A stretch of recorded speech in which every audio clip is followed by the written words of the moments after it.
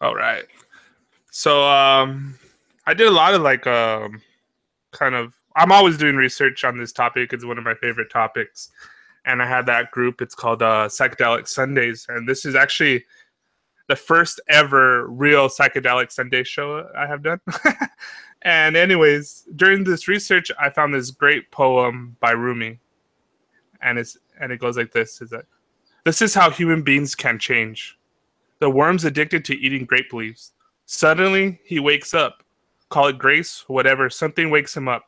He's no longer a worm. He's the entire vineyard, the entire orchard, the fruits, the trunk. A growing wisdom and joy that doesn't need to devour.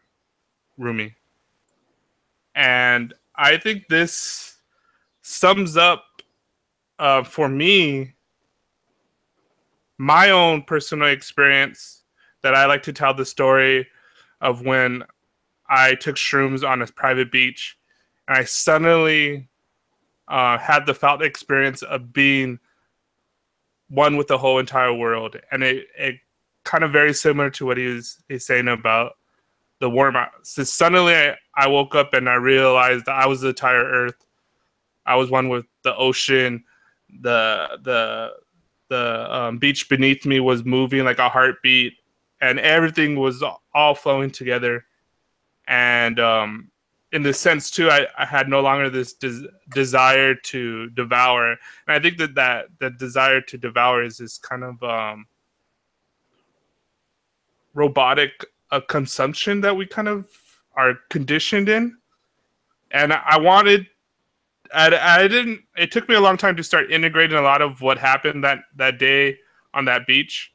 And I think this is part of what we'll really get into this talk is about our own personal journeys with it and our own insights and how we develop. But it finally made me wanted to start not devouring stuff, but starting creating stuff and starting to use these different things that I experience and encapsulate that beauty. That's the kind of term that I think everybody by now has heard me say this, but I love it, and it's something from Allen Ginsberg is the main thing in the universe is nameless, so I name it beauty. Now, beauty is beauty. That's all there is to it.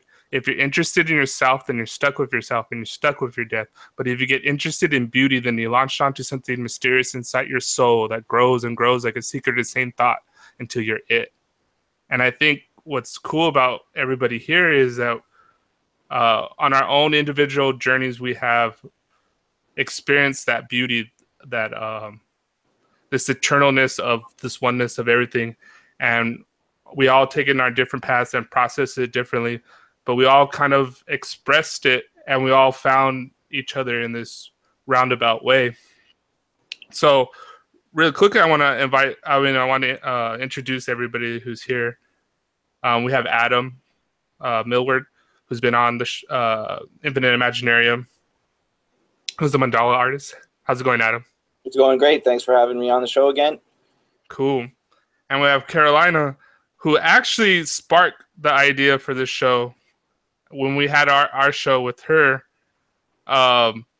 you mentioned towards the end about entheogens, and when you use that term, I kind of like lit up because there's three different terms that people use, and psychedelics, which I usually use as a catch-all kind of term, and entheogens are kind of what I personally view them as, and we'll get into like the distinctions between them, and hallucinogens, which is kind of like this dismissive term. But anyways, Carolina, how are you today?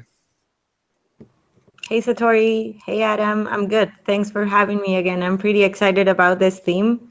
And, it's something I always want to talk about. I feel the psychedelic, or in this case, the entheogenic closet is still something out there that most of us have experienced or experienced at some point. And I'm more than happy to talk about this today.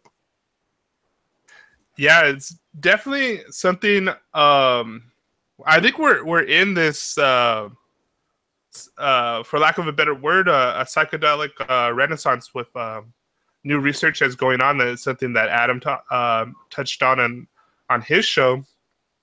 And there's just this whole, yeah. You were gonna say something, Adam? Yeah, I mean, that's what's kind of blowing me away this last few years is just the way that psychedelics have come back into the mainstream media.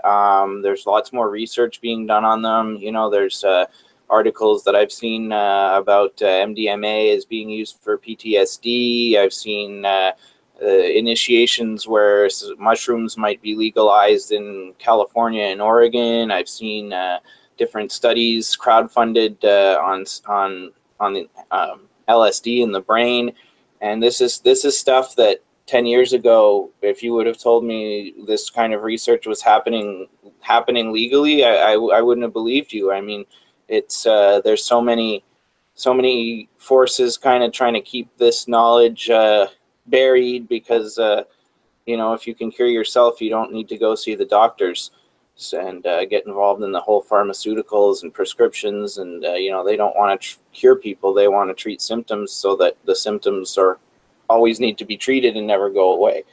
So you know, I'm just really excited that this type of research has been taking place lately, and I've been able to crowdfund it. Even, you know, that amazes me. Just the concept of crowdfunding amazes me on its own, but when it can be used toward something like funding psychedelic scientific research, that's incredible. So I'd love to know what you guys think about this, and how you guys have been following these events, these studies and things like that. You know, have you guys been paying attention to that a lot? Yeah, I have. You know, I was reading this article recently, and I didn't know. I knew that MAPS, which is a great organization, and they have raised around $20 million to help fund all sorts of different studies. They're doing MDMA research right now on PSD. They're doing all sorts of different stuff with medical marijuana.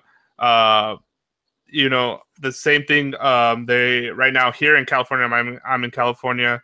They want to get this petition so they could have in 2018 on the ballot to see if they could legalize psilocybin mushrooms, which I think is crazy. Like exactly what you were saying. Like, you know, just even 5 years ago, if you would have told me that mushrooms would be legal here, or at least there's it's a possibility of having this discussion. And what I find fascinating is that it's becoming more and more legitimate. I think the more and more we kind of come out of that psychedelic closet, as Carolina kind of mentioned a little earlier, and the more and more we kind of talk, like there's this great event that they have.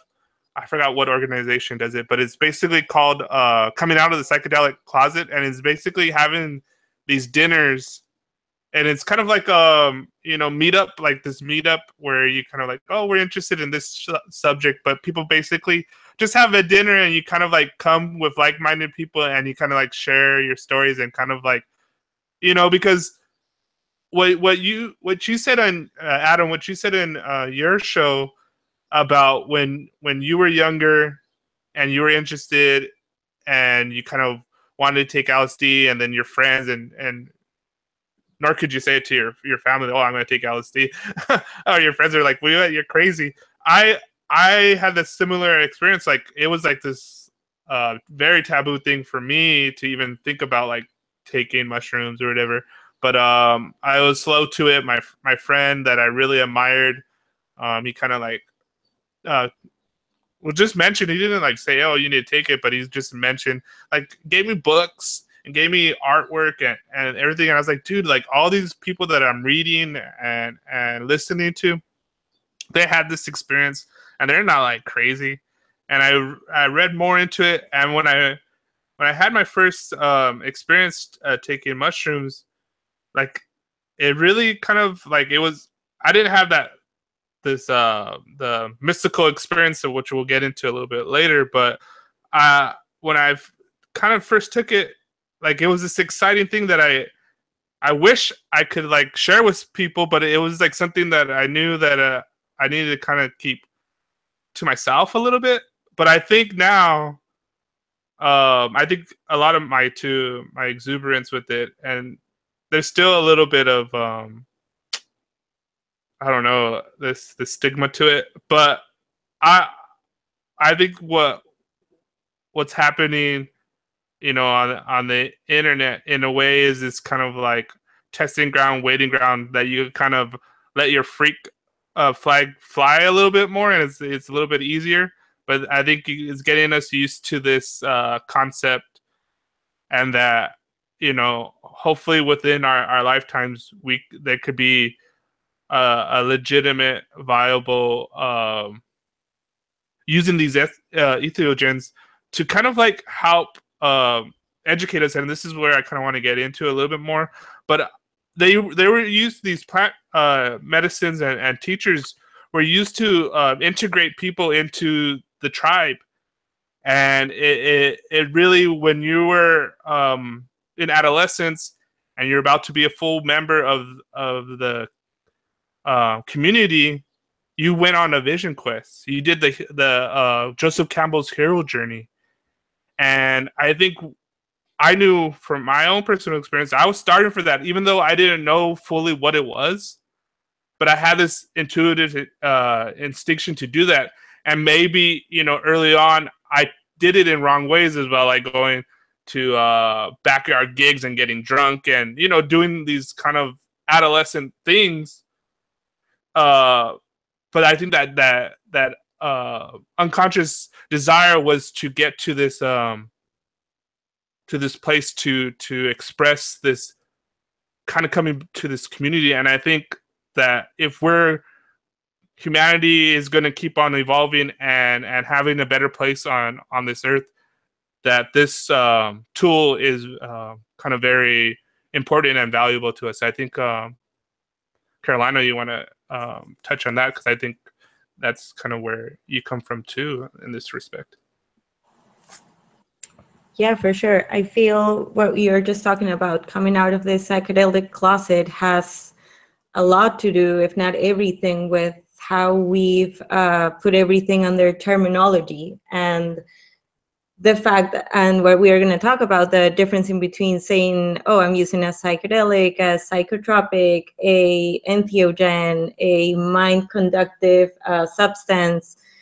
All these different words are going to make a difference on the people that we're sharing these experiences with and what they think about them. And, you know, we all come from different places. I think it's quite interesting how some words are more suitable for some personalities or for some souls. And depending on which words we use and how we communicate things, people are going to understand them different. And I think that has lots to do with reaching the other one and being able to communicate with them, even though, you know, at the end it's just another game, words. But it's such an important one that I really appreciate that we're taking the time to talk about these different things and why they're different, if they could at the end mean something which is the same, which is connecting to your consciousness and learning more about it in order to expand it more. One word that I think needs to be associated with these types of things is the word medicine, because that's what it is. It's medicine. It's medicine for your soul. It's medicine for your mind. It's medicine for your body. It's medicine for your spirit. And it's an ancient medicine. It's been used as medicine for thousands of years. It's a medicine for the people, for the tribe. It's a medicine that makes you connected with the rest of the world around you. And it has healing purposes and healing, and the results are often healing. And healing and medicine, these are words that need to be associated with these types of things, because when you use words like psychedelics or hallucinogens, you're just a druggie. And 90% of the world won't care what you have to say, because they've already tuned out because they heard you, a druggie talking. So for these types of things to really reach the masses and for these things to get accepted, we need to use terminology that isn't associated with the drug world. I like the word entheogen but the word entheogen is also esoteric and mystical, and the average person doesn't know what it means, but everybody knows what medicine means. Medicinal marijuana. When you call it medicinal marijuana, all of a sudden that changes the whole connotation of what marijuana is. And we need to start using words like medicinal mushrooms and medicinal ayahuasca or whatever. Maybe not medicinal, but even in ayahuasca culture, I know a lot of people, they call it la medicina, the medicine. A lot of Spanish people, they call peyote the medicine, la medicina. So I think these are words that need to start being thrown around a bit more, because these are words that the other 90% of the population will respond to, and maybe that can be a foot in the door for them to research a little bit further about them. Yeah, and I think I'll go into my little spiel about kind of the background to these terms, how they kind of developed. And the first term psychedelics was coined in 1957 by Humphrey Osmond, and he was a pioneer doctor doing medical uses of LSD for people that were treating addiction. And during that time, when it first was being used, he used it because it would really kind of, what he saw, unlock the mind, the subconscious, and so he used psychedelic, meaning mind manifesting. And there was two camps at that time doing psychological psychiatry work using psychedelics, and there was one camp who thought it was just induced schizophrenia, and they mostly used hallucinogen, meaning they have these hallucinations, and it's kind of like dismissing, like it's kind of has nothing to do with like insights or your mind. It's just this other thing, and let's use it to try to get into see what psychosis is, what all these kind of crazy people are doing. It makes you like talk to things that are not there or whatever, and this kind of negative part. And they did that research in that respect. And then there was the psychedelic camp who was trying to see, can we use this to enhance creativity, healing, and then towards the end of the 60s, psychedelic really kind of blew up, and now it has that connotation of what you were saying. Oh, it's this hippie kind of drug thing, and has this whole baggage that comes with it. And I think too that it's not necessarily always like that too, because I think in a sense too, for me, psychedelic doesn't have a negative connotation to it, and that the work that MAPS and all these other organizations doing with psychedelic research and using the kind of regaining the term. But Entheogen come from Gordon Watson in 1979, and they were kind of working more with the plant medicines, as you were mentioning, and they wanted to create a new term, and the term means bringing about the divine within. And to me, the distinction that I usually make, psychedelics kind of encompassed the whole mind altering chemicals, LSD, MDMA, psilocybin, DMT, mescaline. But for me, entheogens are more the plant teachers. And there's a slight difference in my own mind and my own experience between these plant teachers, the plant medicines that have ancient traditions of taking the mushrooms, ayahuasca, peyote, San Pedro. These have a different tradition, but they do, and people that maybe aren't in the know have that kind of esoteric, kind of like a shamanic kind of mystical thing. And I think what's happening now, what I really like when I look at different studies, is this. I've kind of co-opted something John F. Kennedy said once. He said, if more politicians knew poetry, and more poets knew politics, I'm convinced the world would be a lot better place. And I branch that out to, if more scientists knew poetry and more poets knew science, I'm convinced the world would be a lot better place. And I think what I get most excited about is when you blend the two worlds of people that have, say, the some of the traditional knowledge and the insights, and mixing that with the new renaissance of the science, and having both sides. And I think that everybody's journey is a little different, but to get to a certain point where you want to start integrating is a word that I like to use. You find this out within yourself, and you don't necessarily have to take the plant medicine route, but I think the integration is integrating this both sides of the human being. Jung used to say about the masculine and the feminine, that we all have these aspects, and the feminine is more of the intuitive, emotional, holistic knowledge, and the masculine is more the analytical and planning out and that side of the knowledge. And when you're able to integrate both of that, that's when you become a fully human being. And I think at the world at large, and what we're wrestling with is this integration of both, where we have this holistic knowledge of the whole system of what it means to be a human on this earth, but also to being able to use our scientific knowledge to be able to integrate that on these large scales that we're at. And I'm always come from that kind of camp of the fractal nature, and I partly due to my own explorations with mushrooms. And I think I am hesitant because what I'm saying is about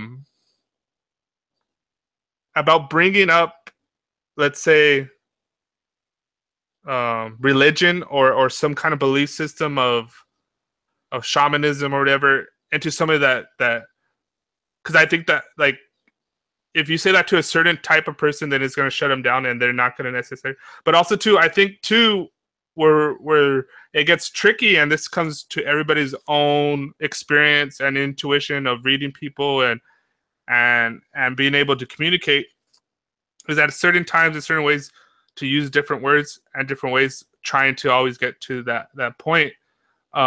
Because also too, what I found interesting, and I totally believe this, is called, the set and setting, which is one of the most important.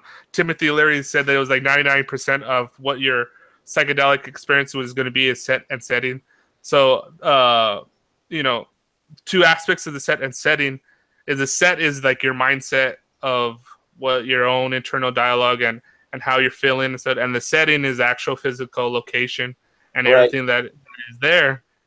But there's this meta set and setting of our culture where we're in, that how you even frame it to somebody is how their experience is going to be. And this one guy said he was doing this research of looking back at the old studies, and just by calling it a hallucinogen and studying it for psychosis, that they induce psychosis into these unwilling patients, like prisoners back in the 50s when they were doing it. And so, their preconceived notion of it manifests as the results of it. And the same thing with when they said, oh, this is going to expand your consciousness, and you had more willing subjects going into it, like artists or scientists or college students, and then they had a great experience with it.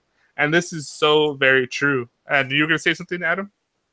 Yeah, I mean, that's kind of why I think the language that gets used about these things is somewhat important if we want to see them be accepted more in mainstream culture, because what I'm seeing happen is with the science that's happening, with studies actually happening where there's X amount of participants, they get followed for X amount of time after, with a double-blind study where so people don't know if they're getting the placebo or the substance. So when you do studies like that, at the end of the study, you can say 100 people took it, 86 people said they felt better. That's a fact. That takes it out of the realm of psychedelic and hoodoo and druggy stuff, and that makes it science. And that's what needs to be, in my opinion, that's what is the most fascinating and most amazing thing that I'm seeing happen, is these things are being experienced by people who understand that for these things to get out into the mainstream and be accepted, the language around them needs to be changed. And by changing the language around them, you're going to get more people interested into them. When you use the word hallucinogen, the scientific type of person who's going to be interested in it is somebody who's studying things like psychosis. When you use the word entheogen, now all of a sudden somebody who's maybe studying the experience of divinity, a scientist who's studying prayer, how prayer affects the brain, might be interested in it. Whereas if you called it a hallucinogen, that scientist wouldn't even think twice about studying them. So that's why I think when you use a word like medicine or healing, now all of a sudden you might get the type of scientists that are going to be able to get studies done that will bring these substances to the people that really can benefit from them, that maybe would be too scared to use them because of legal reasons, or maybe would just, not feel comfortable about the whole situation around them because for decades they've been demonized in the media. Right. So to me, this is the most fascinating thing that's happening these days with psychedelic. Me personally, I'm not as verbal a person. For me, poetry and stuff like that or even song lyrics doesn't resonate with me that much as a piece of art does. And I think that's where I come at the situation of trying to express my experiences of infinity, or whatever you want to call it. That's what I try and express with my mandalas. That spiritual experience that I had is what I try to express. That each person has that dot in the middle. Like my mandalas all start with a dot in the middle, and we all have that. We all have that connection to everything else around us.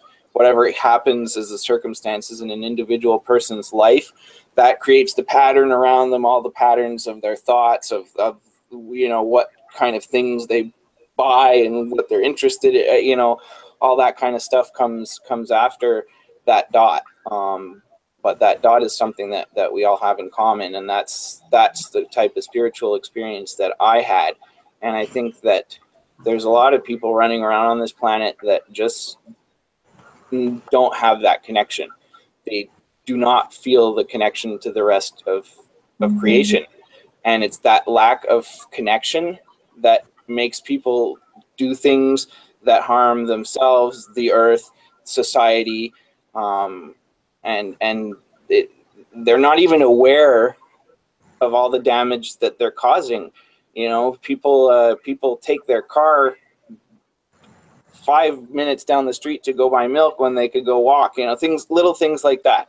And that's the kind of thing that psychedelics open me up to, and that's the type of things that they help me heal with, and that's the type of thing that changed my life. It made me less of a consumer and I cared less about what other people thought of me, and I wasn't living to impress everyone around me. I was living more to satisfy my own soul, if that makes sense. Yeah, totally. Carolina, you wanted to say something? Yeah, I don't know if I pressed. Yeah, okay. Hey, Adam, I wanted to say that I didn't know you started your mandalas from the center on. That's exactly the same thing that I do. Always start from the middle, not knowing where things are going, and they just start leading me through the whale while I'm thinking inside my mind, and that's great. I feel that's your own entheogen there. And just like you, I also have a hard time fighting over terminology, as I'm just like you, more of a hands-on person. But I don't know, in the past year, maybe I've started to understand that the importance of words, as they are very useful tools to communicating specific things or specific feelings. And at the same time, I always have in the back of my mind what this philosopher said. This is Kierkegaard. I'm not sure how to pronounce his last name, but he's the one that said, when you name me, you negate me. And words are doing that. They have very specific meanings for many specific things. And that makes me feel and think that they are negating further aspects. And they are the tools that shape our reality. So the fact that they are negating so many other dimensions and aspects from every feeling is shaping our reality in a more descriptive way. And, you know, you guys know that there's more to our reality than what we can say in words. This always brings me back to thinking that psychedelics or entheogens, anything that has been classified as illegal or as a drug at some point, has a very bad reputation out there. And I think that the fact that we want to let the world know that there's much more to these substances than what the media says out there, we need to have the best PR and the best advertising for psychedelics. So yes, maybe changing the words for something like entheogen will make people take a look, just like Adam was saying. Yeah, maybe a scientist will never look or think twice about studying a hallucinogen because of the stigma that that word needs. I feel right now what we need to do is have all the tools, all the best ways to approach others. And once that people start having their own consciousness or true self experiences, they will at the end understand that the terminology is not important and that experiencing is the important thing. And just like Adam was saying, the important thing is starting to realize that we are nature and we need to take care of the planet. But I don't know, silly words like the words might be what planet Earth needs right now in order to make people understand. Then again, we all come from different places. So I don't know, a teenage girl or boy might be drawn into trying something that they hear it's a hallucinogen, while they think something like Reiki is, you know, woo-woo and stupid. And the other way around, for my mom, maybe if I tell her that I'm going to give her a drug will be different than if I ask her if she wants to go in an ayahuasca retreat in the jungle of our country, or if she wants to try yoga or meditation. It's so good that all these substances come in different forms, that one of them will be suitable for a specific person. And at the end, we'll realize that they are all the same, just they have different messages, but they are all trying to connect us to our own self, which is the most important part of it all. Yeah, I mean, I love these little stories. Even when I was a little kid, even before I really fully realized it, and the stories are always similar in the respect that there's two types of roads, generally speaking, two types of roads to enlightenment in the Zen tradition. And one is you look outside and you do these like menial tasks of raking like sand or clipping the bonsai tree, or doing these kind of like physical tasks, and it's part of your practice, and you get really involved with it. Like it has to be a certain way, has to be this way, and you're gonna get enlightenment. And then the other path is like the inner path, where you sit and you meditate and you do these mantras, and you have all these different things that you do, and in the beginning they make sure that it's really regimented, and we have all these different story types of people going in there, and going to the monastery and shave your head, and it's really disciplined, and ultimately you find out that all of these are kind of like tricks to get you into whatever personality type you're in, but it's leading to all these roads, and that you finally realize that none of this, not that it doesn't matter, but it doesn't matter in the sense that there's a correct formula to get there, because it's there that the direct experience of life is that moment of the Tao is where it's at. And that's what my experience that I had when I say that I had the felt experience of being a part of Gaia. That was like my experience of what I realized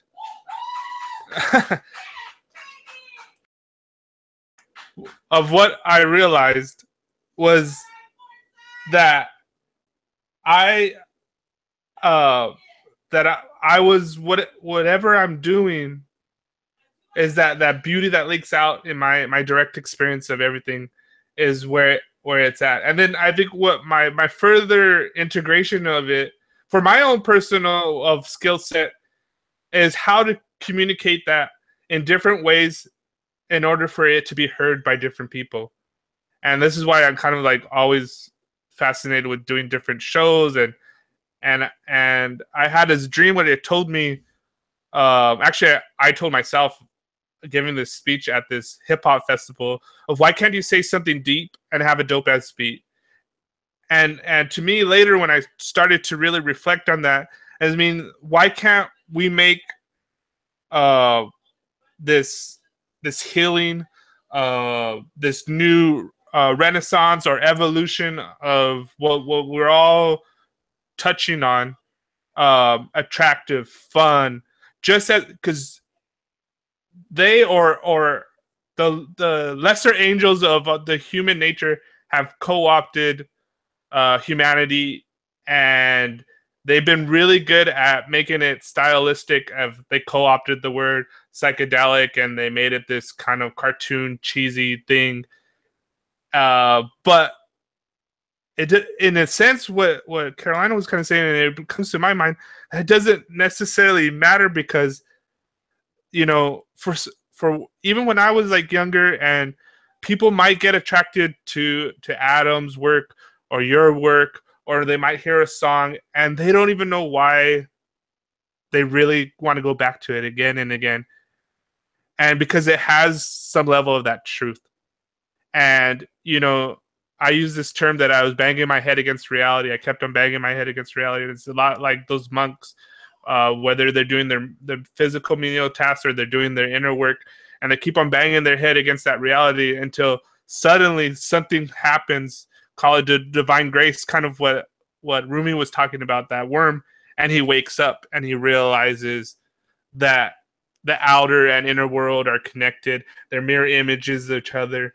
That this beauty of everything leaks out through everything, and this is why I get attracted to both of you guys' work, and this is why, you know, we never really met each other, but you know, like, oh, Satori does kind of cool stuff, and you do kind of cool stuff. Yeah, it sounds cool. Like let's do it. Let's keep on doing different things. And I think, you know, we're all getting used to this, and I think even younger kids in a very kind of scary way are more inclined to do this kind of like connective stuff of like kind of just going out there and doing it.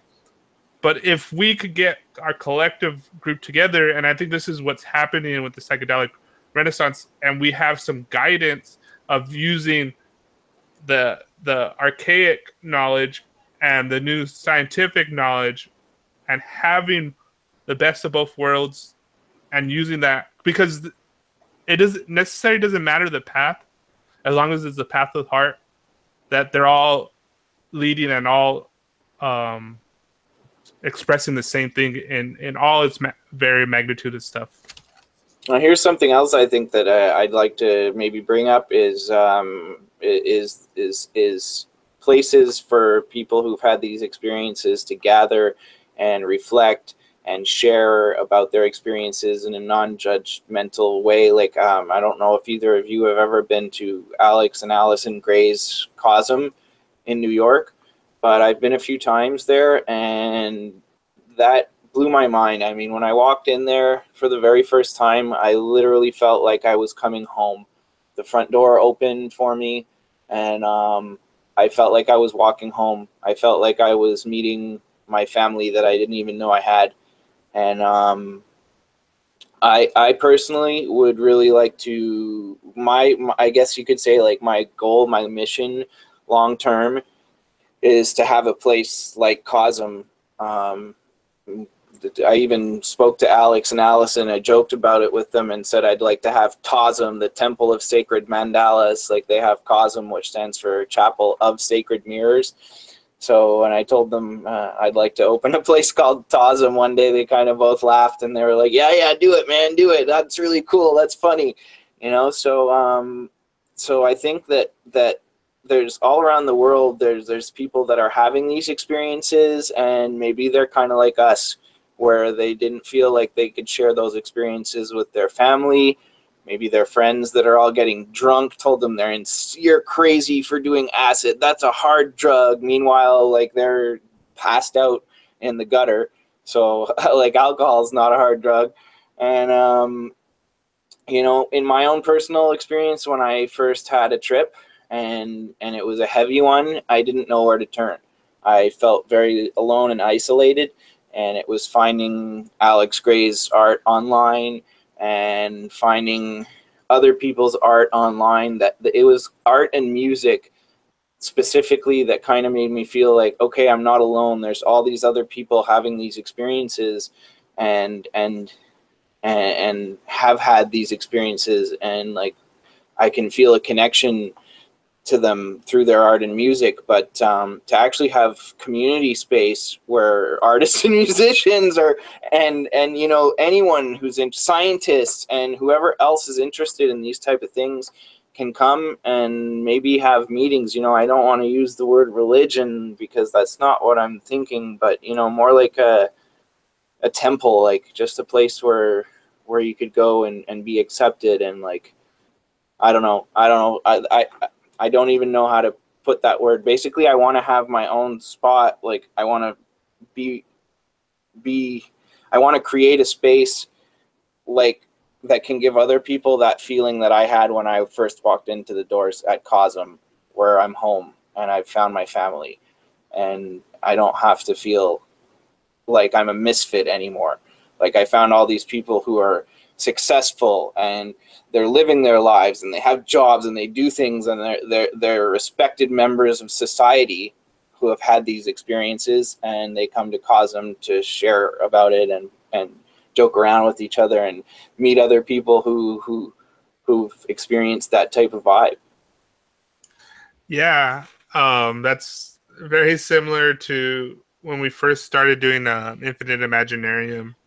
And so in the beginning, it was Nikki and Dale's kind of 24-hour Imaginarium, a day of creativity.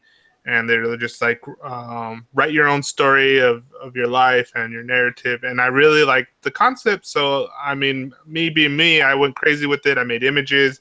I did little video mixes, and I was really promoting this idea, even though I didn't totally understood what they were getting at. But I think the part of it was like, oh, I'm going to make it my own idea. And then, so when we had our first kind of get together, they said, okay, so what is your story? You know, like, what is your Imaginarium? And so it's something that I've always played with, but this is the first time I kind of like vocally said it out loud. And it's very similar to what you said. And I kind of had this little way, the way I encapsulated it was having a psychedelic bed and breakfast. So, you know, very similar to what you're saying. It's just, and I think as I was hearing you say it, and, you know, kind of formulating my own experience, and I think what we're all, I think what it is kind of reclaiming or having back sacred spaces where we could just be and express ourselves, and rework, thinking about whatever form it is, our expression of this connection of what it is to be alive, what it is to be human, what it is to be part of the world, a part of this great legacy of life that there is here. And, you know, you know, whether you have an art studio, and like Carolina talked about this with her, and it's her own little sacred space. And for other people, you know, it might be a little bit more of an individual space of how they process it. But I also think too that it could be modular in the sense that we have a communal space, but also to give people their own time to do it out on their own. But just having this unspoken, like, it goes without saying that you find those others. There's other people that understand why you're so excited about your new artwork, or so excited about your new project, and why you're excited about it, and just kind of get it. That my new phrase that I've been using, because I've been doing this, all these different little various things, but it's basically find the others. It's something that Timothy Leary said when he was giving a speech in Berkeley, and this girl, she asked Timothy Leary that she just took LSD and she thought she understood stuff about the world and, you know, how everything's connected, and she wanted to know, now what does she do? What should she do with all this this satori that she got of what everything means? And he simply said, find the others. And it's coupled with this newer podcast that Douglas Rushkoff did, and he said, and it was find the others, but they were talking about finding the weird or creating the weird. And I remixed it in my own mind, saying find the others and create the weird, create that novelty, create that space. You know, everybody that I like from Terrence McKenna to Alex Gray to Are You Serious, or any of these people, they talk about in one sense or another creating their own roadshow, you know, creating their own Robert Anton Wilson said that there is a conspiracy to control the world, but it's you and your friends. And so it's like you and the others are, and Joseph Campbell said about Access Monday is the center of the universe, and everybody's their own center of that universe, and it goes directly to what you guys say about your mandalas, and that mandala reflects that you're that dot that's creating all of this expression of the universe, and it flows out from there. And Carolina, you wanted to say something?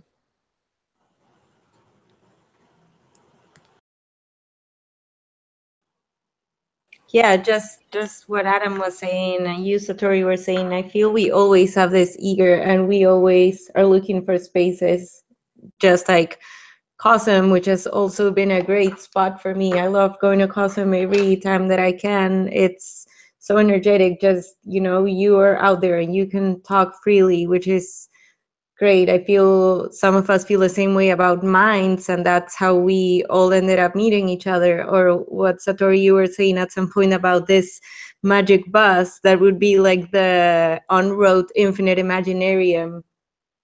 All these spots are so necessary, and I think this is the only way in which our society can become the society that we wished it was, an unfiltered, free society that is navigating through our consciousness and through the depth of the unknown and our own feelings, and realizing that everything around us is medicine, and, you know, just dancing with reality and nature. I feel these are the spaces that we all need in order to make our consciousness develop, so someday we can see it through our neighborhoods and in schools. And I don't know if we'll ever reach there, or if nature will destroy us before we keep on destroying it, but we are heading there, and things are changing. And the fact that, you know, there's something going on around us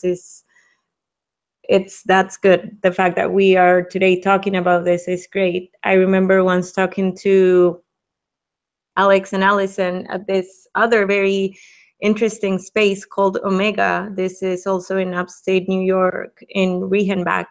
And they were telling us about how, you know, they didn't have a community all the time. They had to find the others at some point. And they were telling us, if you guys at some point want to reach the others, well, start a full moon gathering in your own house. Get together, maybe 3 people will show up, but if they want to get together in the full moon, yeah, they might be connected to some interesting part of their consciousness, or they might be in some point of learning and discovering their own selves. I have And goosebumps. go, Adam. I have goosebumps right now because I've been wanting to do that for a while. I have a space here where I can pretty much, have small gatherings with, 10, 15, 20 people. I have enough space for that at my studio and my showroom, but I really don't have anyone else to do it with. I got to be honest, when I went on my art journey, a lot of things changed about me. For many years, I felt isolated, and I couldn't talk about my psychedelic experiences with other people without being ridiculed or whatever. And I ended up kind of retreating into drugs and alcohol. For many years, that became just the way I spent time. I just couldn't face a reality where what I was deeply passionate about didn't resonate with anybody around me. And when I started on my art journey about 5-6 years, well, I guess it's been about 6 years now, most of my quote unquote friends weren't really friends. They were party buddies. And I quickly found out that most of them were not my friends at all.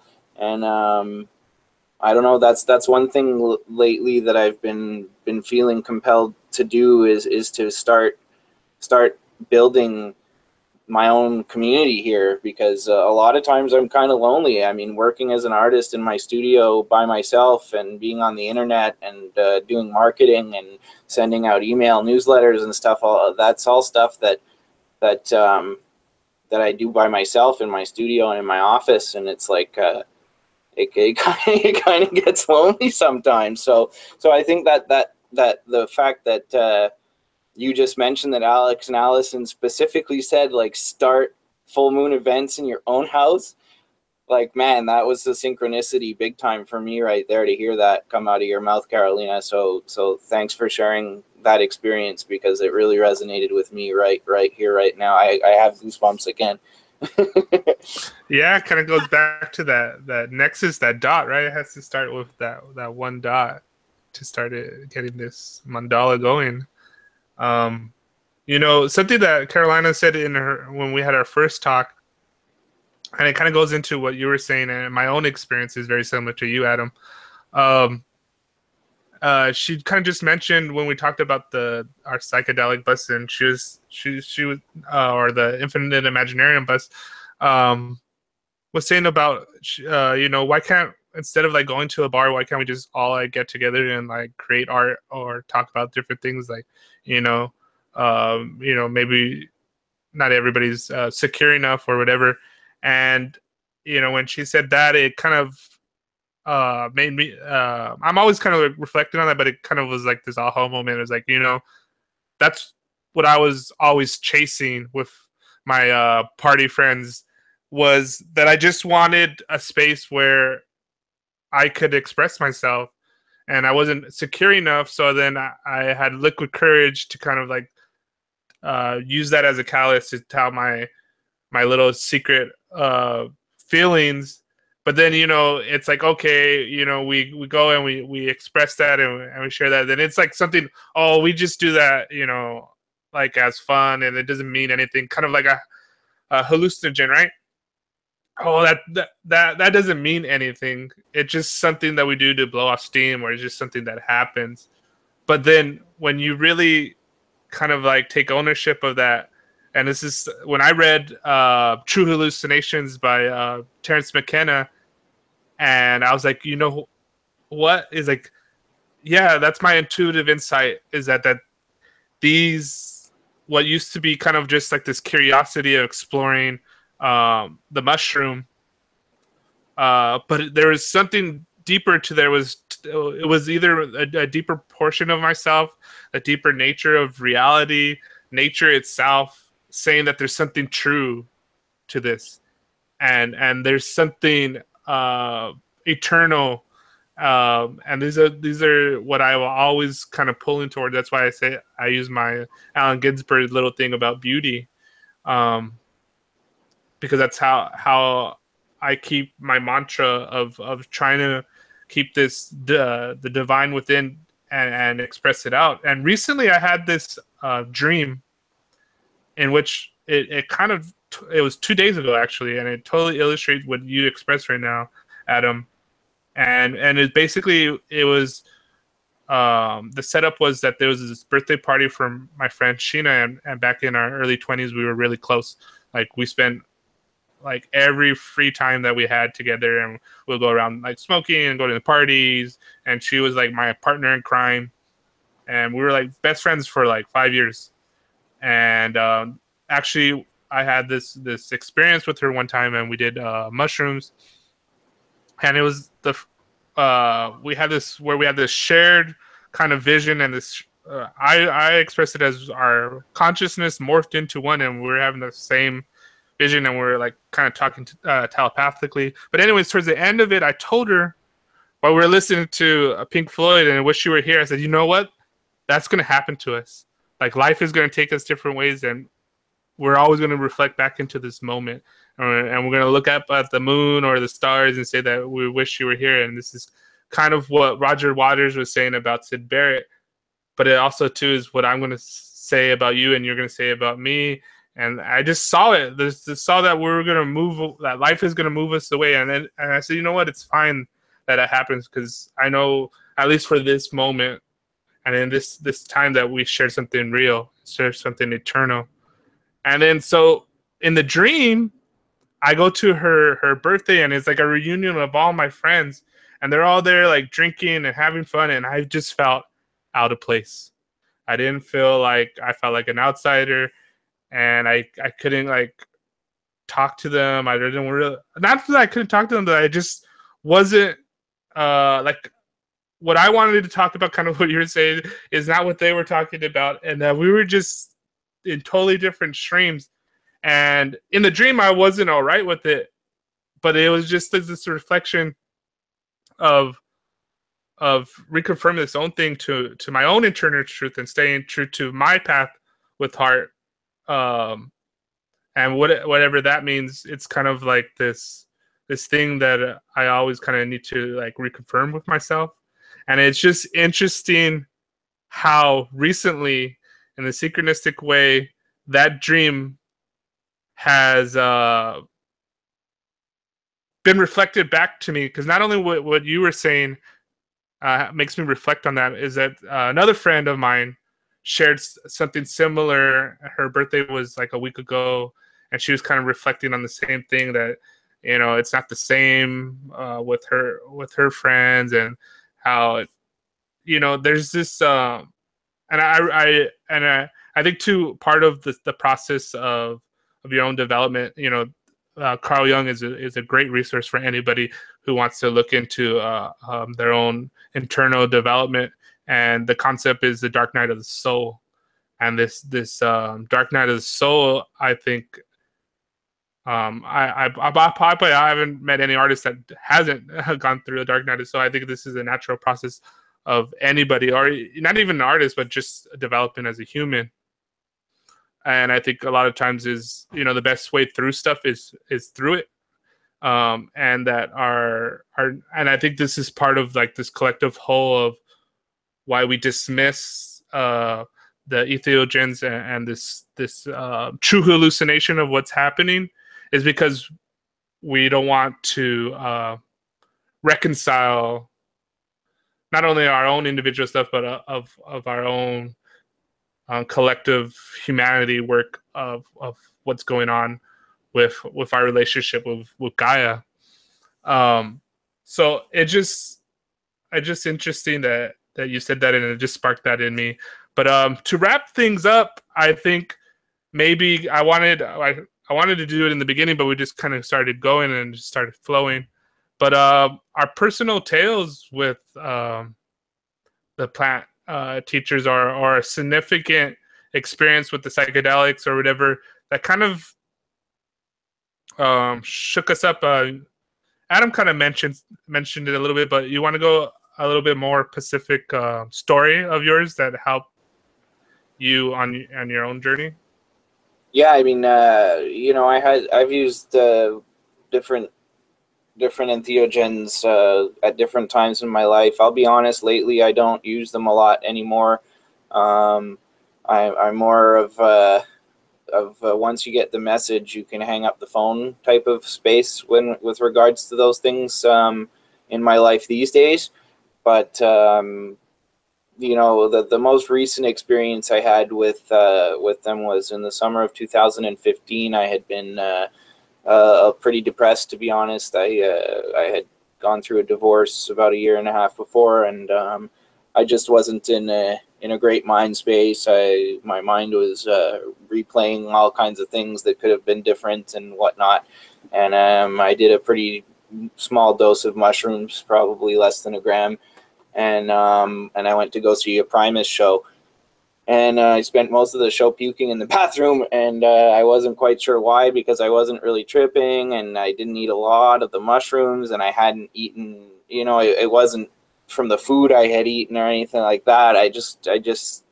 It felt like a purge, and I wasn't sure how such a small dose brought that purge on. But at the end of the show, when I went home, and I was looking up at the sky for a bit, and it was just beautiful, and I went to bed, and then the next day I woke up and I was a new person. My brain was reset. I wasn't depressed anymore. I wasn't going over the same thought patterns I had been for months about what could have been different and what could have changed, or, you know, what I could have done to make things different and whatever. And you know, all that repetitive thinking went away just magically. It was amazing. It was a cure for depression for me. It totally was. In that case, and that's the most recent experience I had with these types of things. And for me, I think that's where I get this attitude of the science and actually using it for depression, like they're studying it for. I mean, the stuff works. Now we just have to prove it in a scientific way so that it can become accessible to more people. Because I don't want to be stuck on benzodiazepines every day. God, don't prescribe me Xanax. Let me take mushrooms once a year, whenever I need to or whatever. And to me, that's a much more sane way of dealing with depression, if it's something that you live with, than to be prescribed daily doses of pills that are really bad for you. So that's my most recent experience with it. And it definitely goes back to what you were mentioning before. Now there's, you know, scientific studies that back up your experience with it and how it does help with that.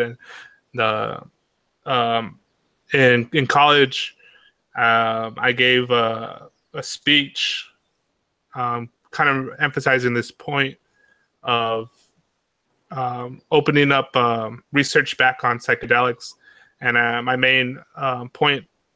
One of the main points of the speech was and I was referencing the John Hopkins study, but it's like, why take pills for the, you know, they surprise you, antidepressants and all these kind of different things for depression or whatever, and you have to stay on them, and then the side effects that happen to it, when you could take 1 dose of psilocybin mushrooms that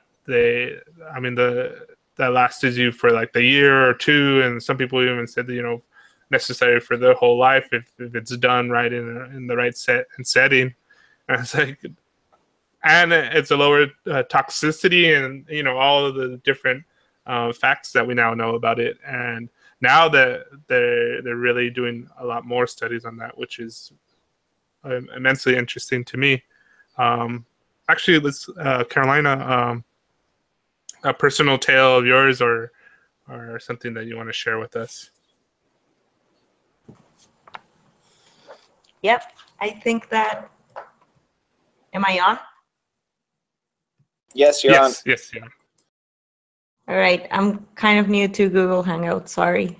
I wanted to tell a little bit of how one of my first psychedelic experiences was, or what I consider it to be the first ever. I know lots of people don't consider weed cannabis as a psychedelic or an entheogen, and I do. I totally consider it to be mind opening and, you know, making the soul visible, just what we were talking. And well, when I was a kid, I had a bunch of depressive and suicidal thoughts and actions, and I didn't really enjoy a lot about myself and about being alone. And I think that developed on me being a teen that was pretty much partying all the time. And now that I see both of those different scenarios, being a kid and,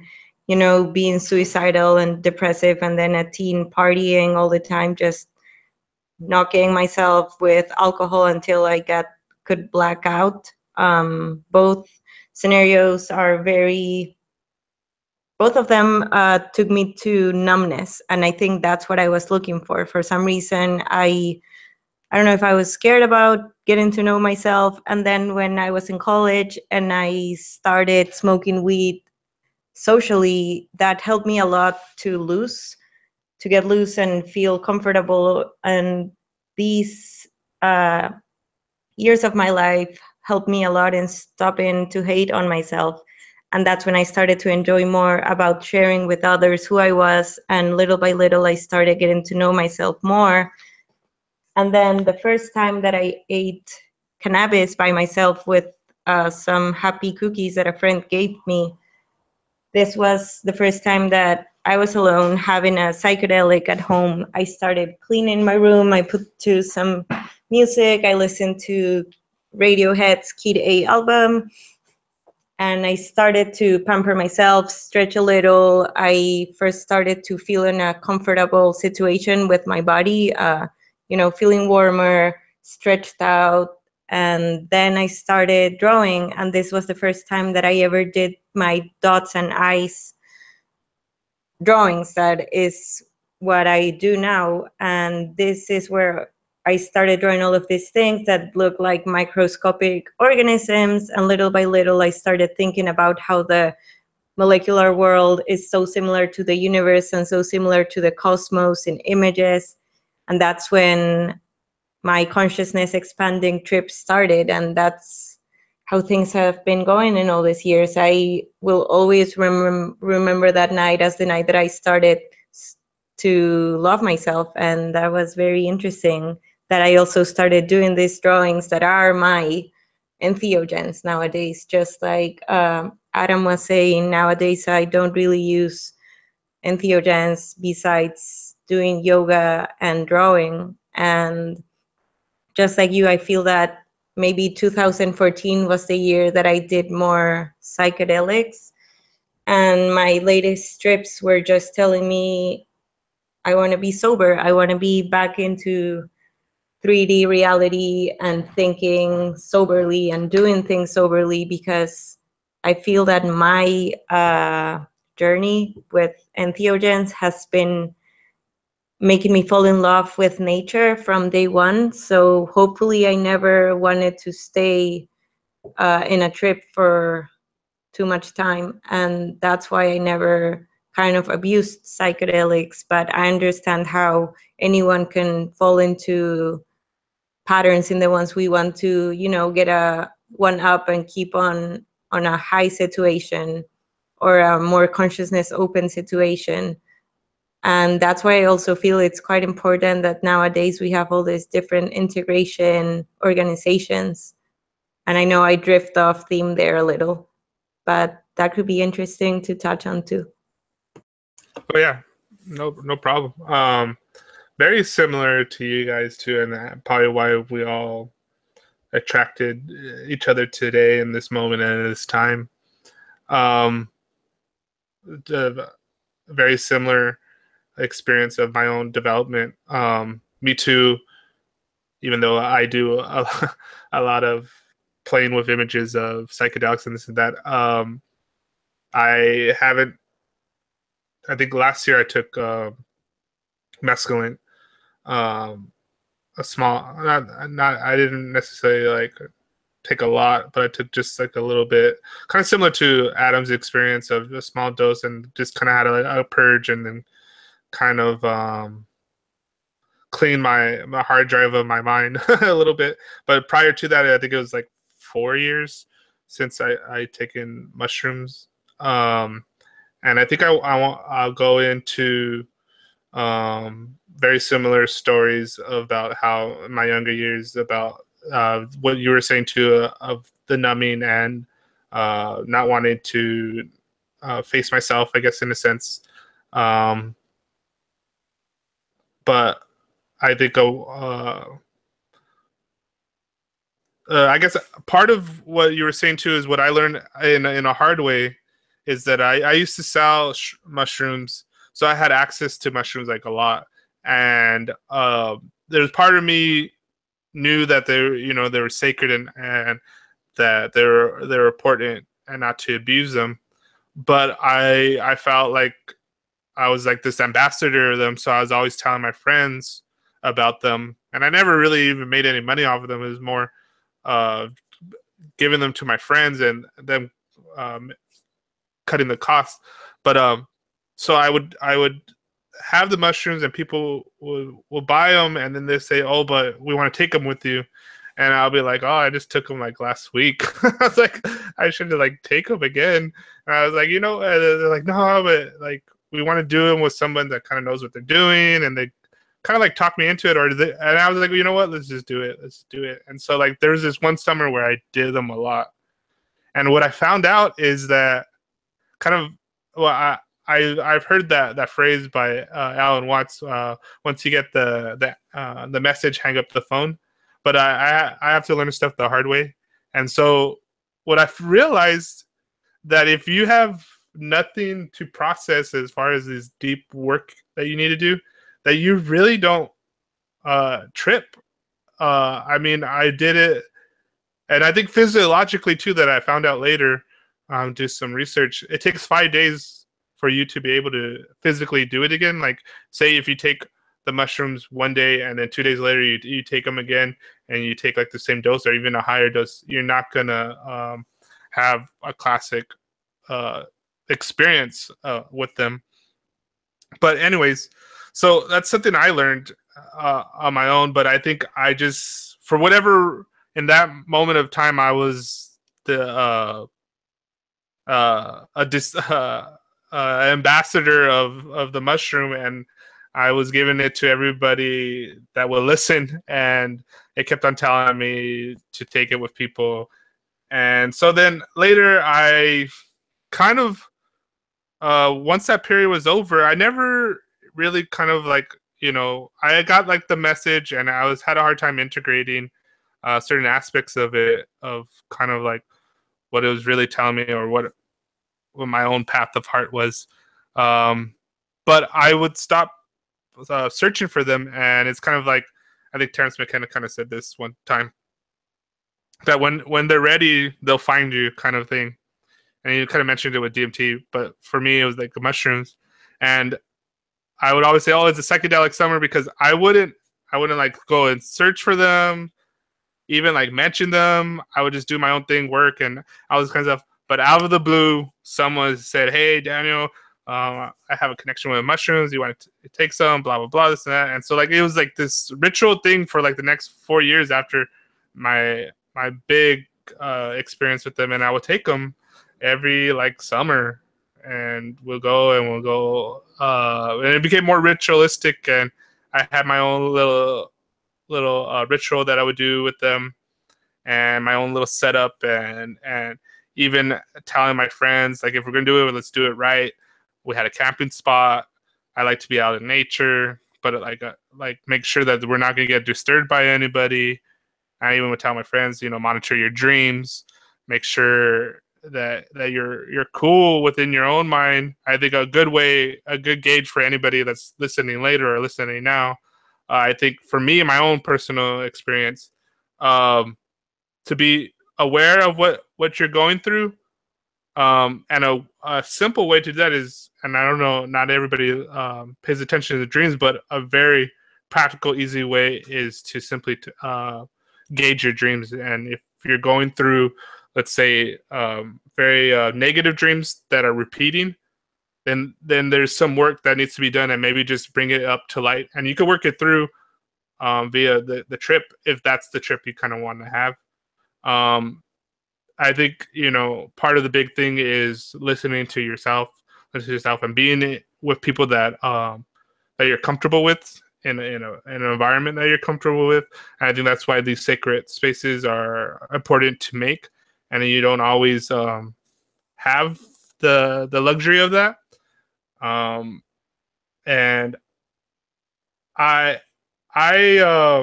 one of the last times I took mushrooms, which is a very deep and personal experience that I had. It was around this time of chaos. My grandfather, who I was pretty close with, was dying at this time. He didn't die yet, but my mom had to go to Texas to go visit him. He was in the hospital, he had a heart attack, and it was really bad. And I had, very similar to Adam, I had a lot of stuff that was going through my head, and I couldn't normally, my writing a poem or doing some meditation and going for a run, or these normal yogas that I kind of do, wasn't necessarily working. I couldn't even focus on that. The mushroom found me. I didn't ask anybody for mushrooms. Someone just called me up and told me, my friend told me, hey, I have an extra eighth of mushrooms. Do you want to buy it? And I was like, my first instinct was no, but my new practice was like, oh, if it's calling me, go for it. And so I went and I bought it. I was like, I don't know if this is a good time to do it. And I said, you know what? Through stuff is through it. So I sat down and kind of did my little ritual and what I kind of do is I prep myself and I roll blunts and I kind of set some music. It's usually like Pink Floyd or King Crimson. I kind of do a little inventory. Okay, what are some things that are really bothering me? And for instance, that was this whole issue with my grandpa, and trying to wrap my head around, him leaving and him gonna die.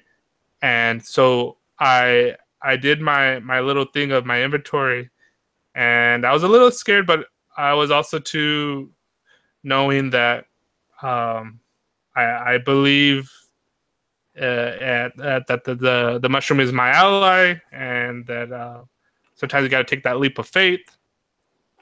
And so I did, and it was a really intense experience. The portion of the experience was that I was in a fetal position, and I expressed it as it seems like some cosmic entity was needing my consciousness, and that I was like this cosmic embryo. And Standard Graph kind of goes through this in his breathing exercises, talking about the life and death, rebirth kind of thing, going through that. And then I instantly had this connection of a continuum of life, and that I was connected through all life, through my own spark of consciousness, and everybody's sparks of consciousness in this net of Indra, and that my grandpa's spark was transitioning through this portion, going back to the source, and that I miss him. I miss him to this day right now.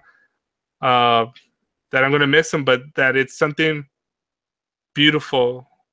It connects us through this continuum of everything, and that sometimes beauty and life hurts, but that's also what makes it great.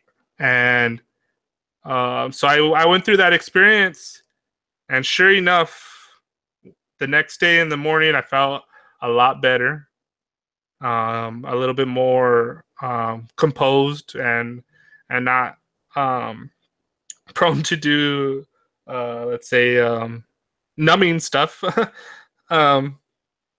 But my mom called me and said, grandpa passed away last night, and I was like, oh, yeah. And I too vividly knew that during that moment that I was having that life death, tapping into the life death archetype that I unlocked through my mushroom, the plant teacher, the mushroom teaching me this archetype, this truth of life, and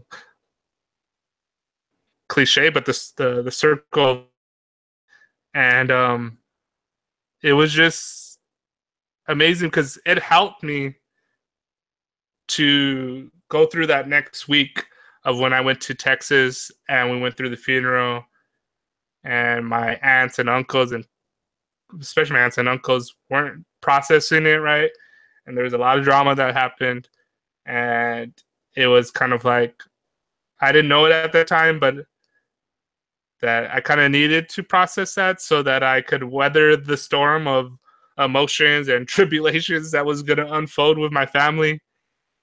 And it was a very sacred experience that I had, and something that I don't necessarily, it's not a story that I never shared on a podcast, but a story that I don't necessarily share with anybody. But I think it's also important in the right setting to share something that deep with people, to hold on to these eternal truths and to express them. And for me, it's trying to find a way to express, let's say, that story in a better way. But that's why I think I gravitate to your guys' work, because you put that in your artwork. I guess this goes into that integration process. The integration process is there are probably guidelines for this, and I think what the work that MAPS and other groups that are doing help with that. But everybody, I think what you learn is you take your own flavor and your own personality in it, and you use the bare bones of like, let's say, like the grieving process, the setting stuff, and you make it your own. And I think we all have our own ways. Like I said, I learned that through a traumatic experience, that one way that I help integrate and process, just beyond psychedelics, so just life in general, is writing poetry, is doing these breathing exercises, kind of fasting a little bit. And those are like my go-to things. For you guys, it's probably different. And I guess anybody want to touch on their own kind of like process, ritual, integration? And it doesn't necessarily have to be psychedelics. Just in general, I think it could all be applied to this thing.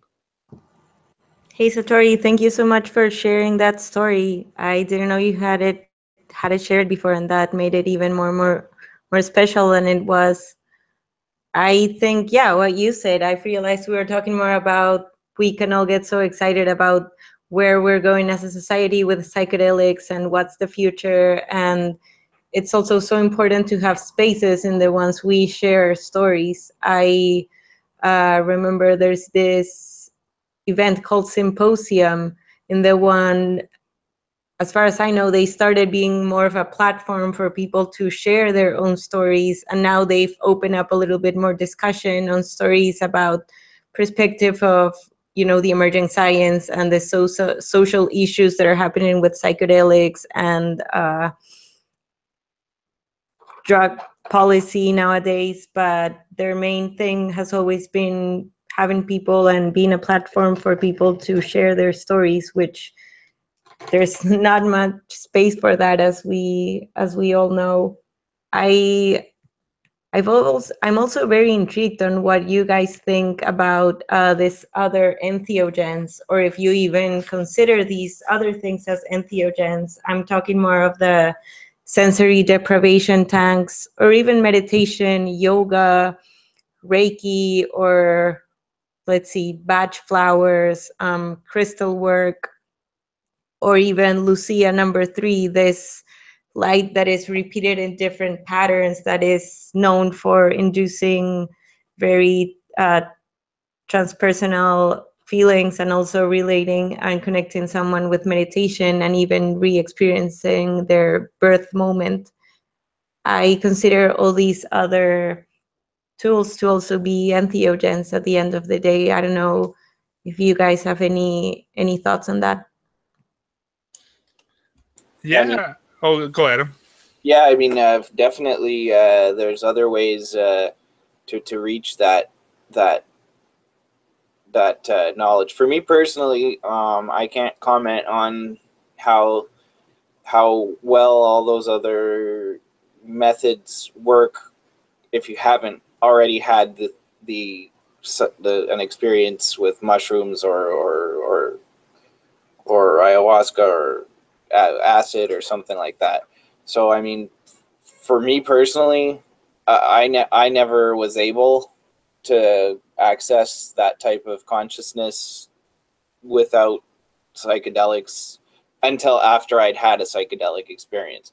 Once I'd had that type of experience, I was able to I guess know where I'm going.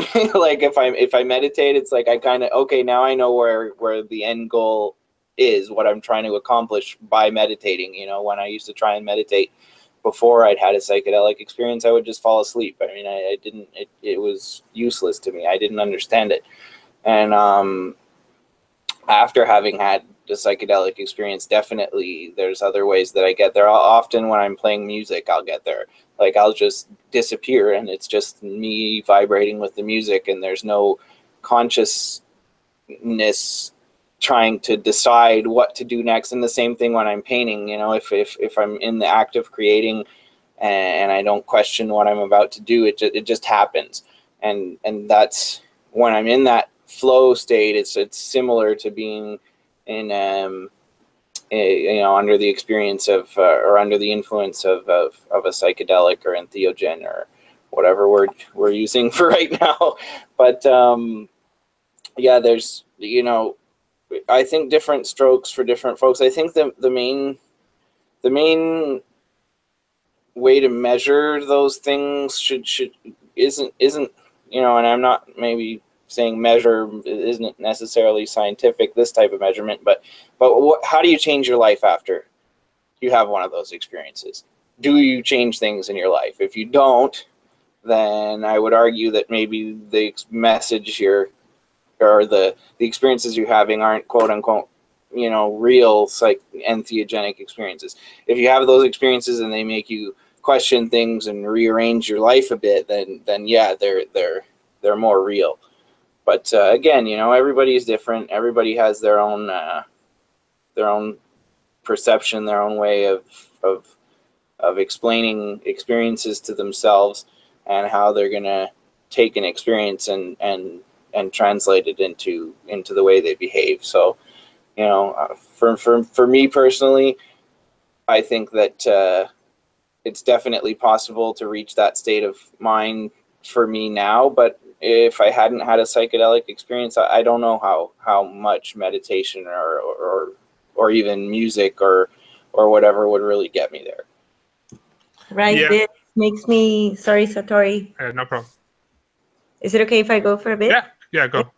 This makes me think a lot of what we were saying earlier about words, and how this quote, when you name me, you negate me. Maybe if we are, you know, we don't know what other dimensions look like, and we don't have words, or we haven't put we are just not so familiar with our own consciousness. Maybe that's why it's more difficult for us to access all these other realms that psychedelics open their doors for us too.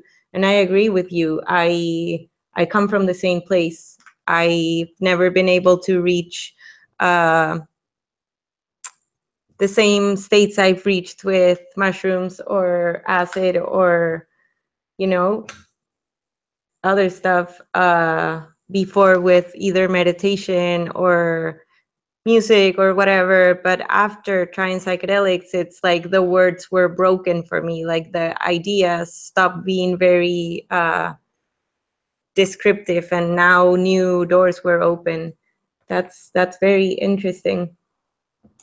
Yeah, I definitely do kind of confer what you guys are saying. And for me, you have to have that frame of reference.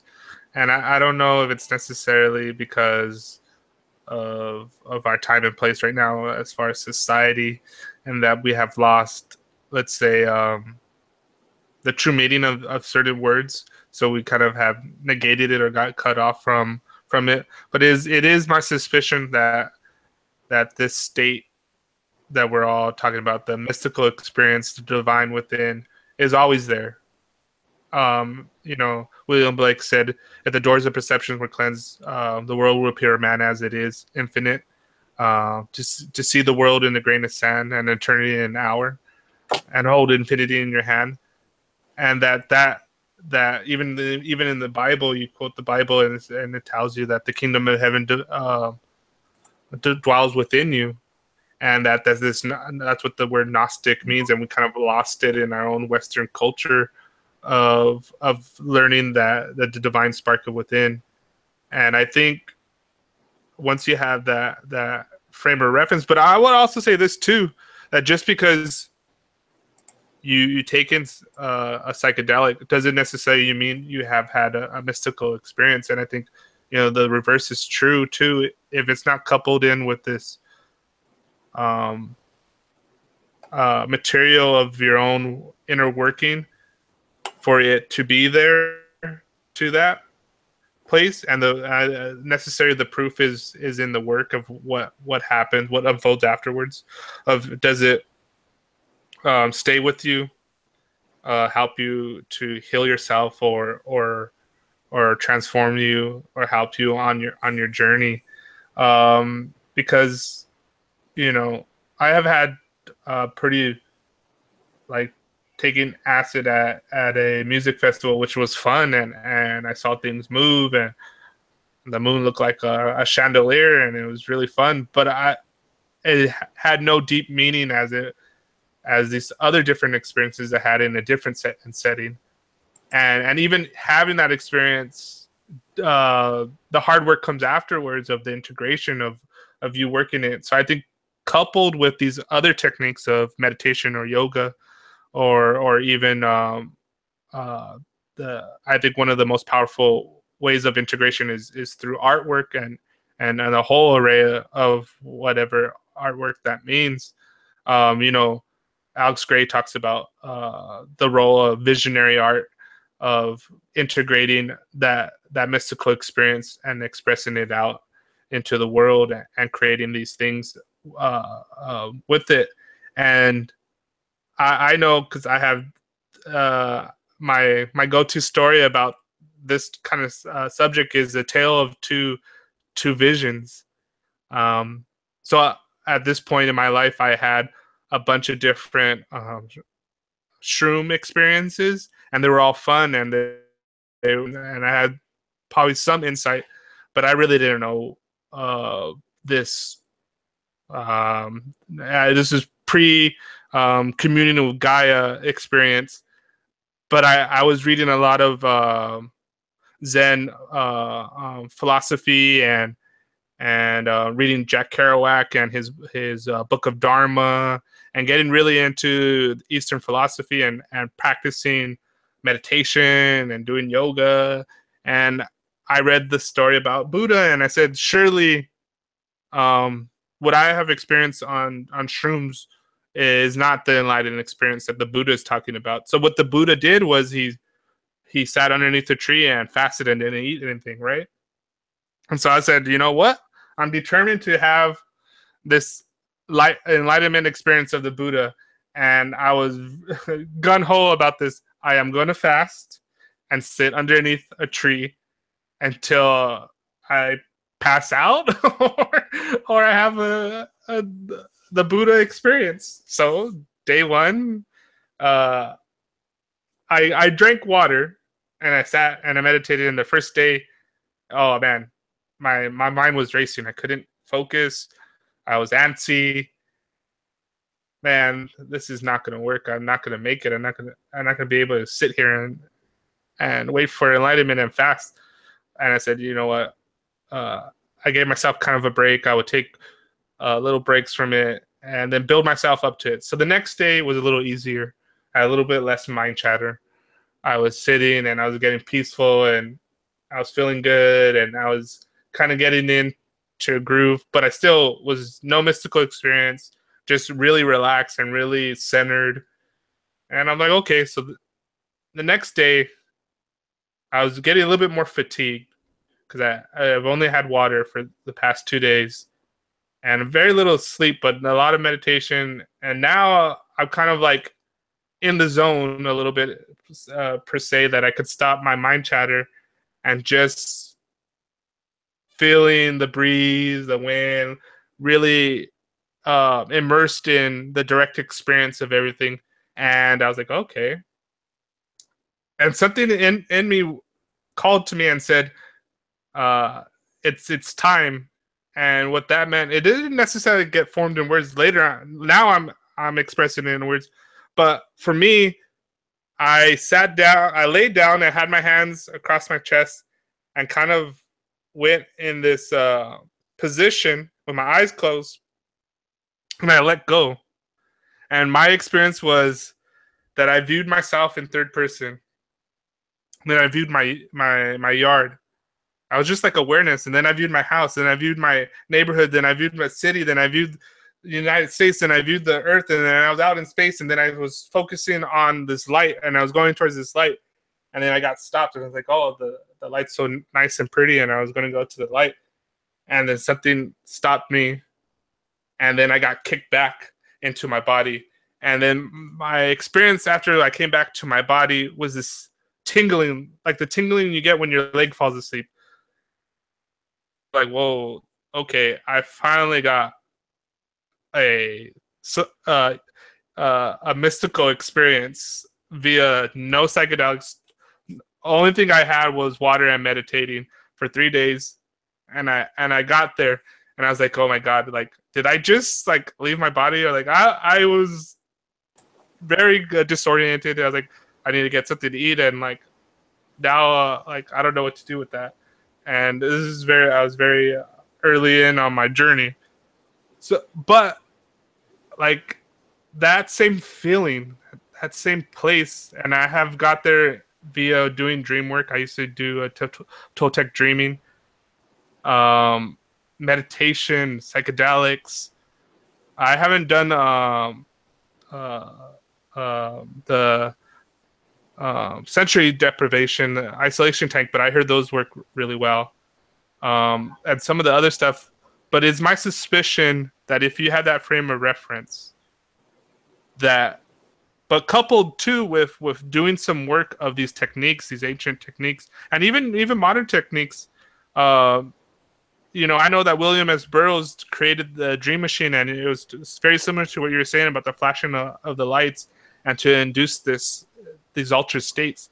And that part of too, I think, from my own experience of filtering out a lot of this stuff, of one of the greatest things that I've gotten my research is this Tibetan saying, and it says, if you see something beautiful in heaven, don't cling. If you see something of hell and horror, don't cling.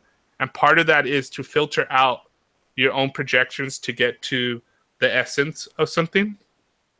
So it kind of goes back to what I was saying about those Zen stories, that there's all these different techniques and paths and roads, but once this has been here all the time, and that it doesn't necessarily matter what the colors or the pictures or techniques or words that were said that induce this, but that it's there, it's eternal, it has always been there. Oh, okay, that's what it is. And it's kind of like yourself winking back at you. I don't know, but yeah, that's my little spill on that. Nice. Thanks for sharing that. That's that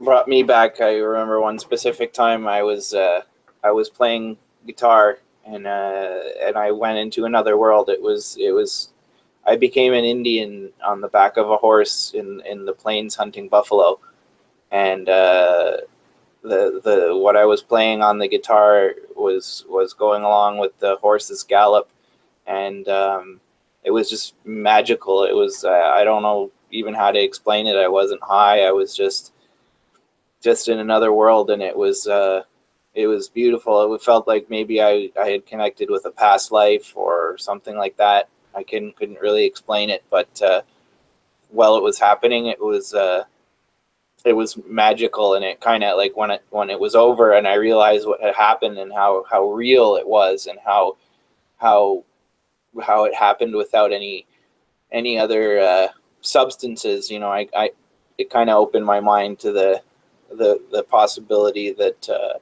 you know, people can have deep spiritual experiences without ingesting a psychedelic or an entheogen. So I guess that was one of the times that I can remember that I had an experience like that. Yeah, Carolina, I guess any deeper of your own experience was, I guess, mystical experience, non psychedelic path? Yes, well, going to the Peruvian jungle since I was very young. Both my dad's and my mom's family are from the jungle. My grandparents used to live there when they were alive, so we would go visit them all the time. And later in life, my dad moved back there. You know, we could be traveling around the jungle or just in a lake, but the people offering you to be part of an ayahuasca ceremony has been always there. It was a daily question, pretty much. And I always said no. Nowadays, I can understand why I wasn't ready. I was younger. There's been lots of things that I've learned since that time. But once me and my sister did participate of a temazcal ceremony, which is temazcal is usually from Central America, more from Mexico and Guatemala, but they were holding a session in Tarapoto, which is this place where my dad is from, in the jungle in Peru. And the temazcal is pretty much like a hot teepee. It's a hot space made out of, just like an igloo, but made out of soil. So it keeps very hot inside the cave, as I would call it. It was our shaman and my sister and I and 3 other persons. There were no psychedelic plants. They were only some very, very, very hot rocks. They had been heating up for 2 or 3 days. And right in the moment where the ceremony started, the rocks, the stones, the very hot stones are put inside the cave, and lots of cleansing plants are held in, and they are washed and then thrown against the stones. So all the plant would become smoke, and then you would just inhale it. None of these were psychedelic. None of these caused any hallucinogens or any kind of trips. They were used more for cleansing, like eucalyptus or palo santo. It was more of a cleansing plant, or sage. And it was just the shaman and his Icaros, which are his songs, and his words, his meditation, guide us through what he would call 4 different doors from our skin into the deepest part of going past our body and going to the center of the earth. And that was pretty interesting and overwhelming. There were no, as I said, psychedelic plants being used. It was only the cleansing air, the very, very hot feeling around us, sweating like crazy, and just going through our mind, and all these images start appearing in my head, and I traveled through all these doors, and it was quite cleansing and pretty interesting, as everything was just held because of meditation. This was in 2011, I think. Well, awesome. Yeah, there's a lot of I think one concept that I find interesting and truer is Rupert Sheldrake, he has this concept called morphogenetic resonance, and he talks about how just that our notion, the common notion of information and how it travels and how it's stored and embedded is not doesn't seem necessarily how information is actually stored in. And I think one story to illustrate this is something that I heard at a psychedelic conference like 10 years ago that I went to. And so this is kind of before I even was into the newer research of what's going on with maps and this and that.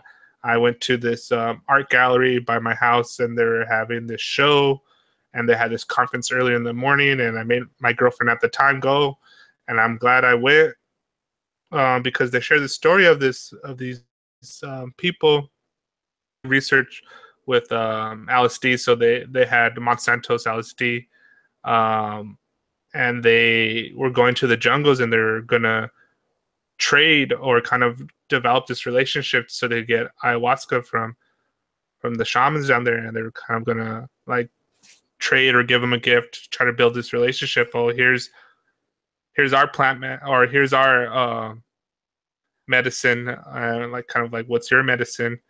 And so they had this whole kind of process, and they said that when they gave the shamans the LSD, and they had the experience of the ayahuasca, they asked them, they wanted to see what their input was of it, and it's like, oh, it's pretty powerful, it's nice, but it's just weird.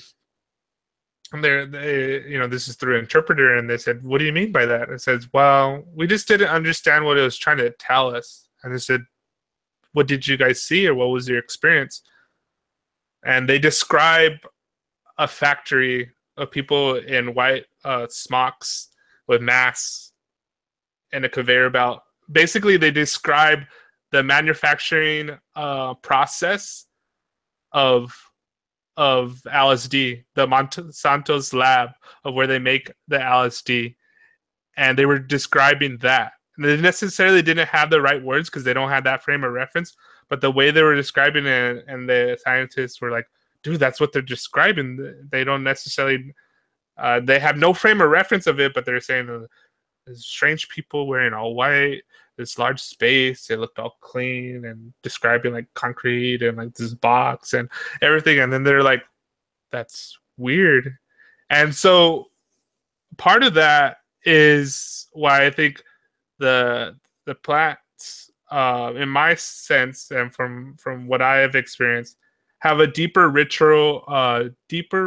knowledge to them, because they have knowledge of information that gets stored on them every time someone takes ayahuasca or takes mushrooms or takes peyote, that they have this whole lineage of people inserting this adding to that field of knowledge. But I think also too, information is embedded in environments, and that's why I think it's important to get back these sacred places, and that your pictures to embed your emotions and your feelings and those music and artwork, and that if you tune yourself right, you get access to that. And then the greater access is the access to all that information. And that kind of goes into what I shared, my experience of doing the cosmic embryo experience that I had. And a few other times I have reached, or it seems like I reached that place where whether it's the void, or there's so many different words that describe it. But if you've had that frame of reference, it doesn't matter, the void, the white light, the darkness, the every wind, the dream time, whatever it is, you're like, oh, okay, I know what you're talking about. You're talking about that place where the birth of words, like all the creation stories kind of started in the void, and the word was spoken in the light, meaning that the light comes out, and then this kind of everything happens. And for me, using modern words and how they negate or they collapse because you give an intention to this ocean of possibilities of the actual state of the deep reality is this maybe state of potentiality, this ocean of potentiality. And the minute you speak something, or the minute that we frame things in words and artifacts, that they collapse into this, into a tree, into this and that, because we have all collectively constructed this world, and then now more we're constructing it with words, and we have closed ourselves off to the beauty of that essence, of that potentiality, of that everything, of that access to that information of our whole lineage as humanity, and even deeper, the whole lineage of life since the beginning, bang, and that we're part of this dance of eternity, these songs of eternity. And I mean, you can't, and nor should you live always in that state, but to hold on to that truth, because that truth is always here. And then when you see it in other places, you can't help but smile, because it's kind of glimmering and glistening to you. I have the same experience that Adam is talking about, and it reminds me of the first couple of times, or the onset of my mushroom trips, where I have this tingling, this kind of like antsiness. But it's the same experience I have when I hear beautiful music, or I see really good art, or I have an experience where I sometimes in the morning when there's no noise, I hear the birds chirping or the wind blowing, and I get that goosebumps, like your hair's tingling, and you're just like, oh, that's that connection to everything. And it's maybe not represented in a crazy visual, but that feeling is this very similar and the same in my experience of it to all of this. And I think the more we do our visionary work, and the more we talk, and the more we commune with each other, the more we could expand that frame of reference for other people. And I think that's why I have this desire to do these events. I hopefully would want to do another one of this, maybe in a month or whatever. And if you guys can't make it or whatever, but hopefully we kind of expand this, and it's our own virtual sacred place where we come and share stories, and you know, whatever happens in our safe space, and then I edit it and we make these little things. But it could be training ground for when we do have our own nodes of this space. Adam over there in Canada, me here in LA, and hopefully, however it unfolds, that we turn this magic that we have right here into physical events. And that's my not so secret desire anymore, vocalizing it. But yeah, but yeah, Adam. I like that a lot. You know, that's for me tonight. I think that's the biggest motivation, inspiration that I got. First of all, I'm really grateful that that Minds brought us together.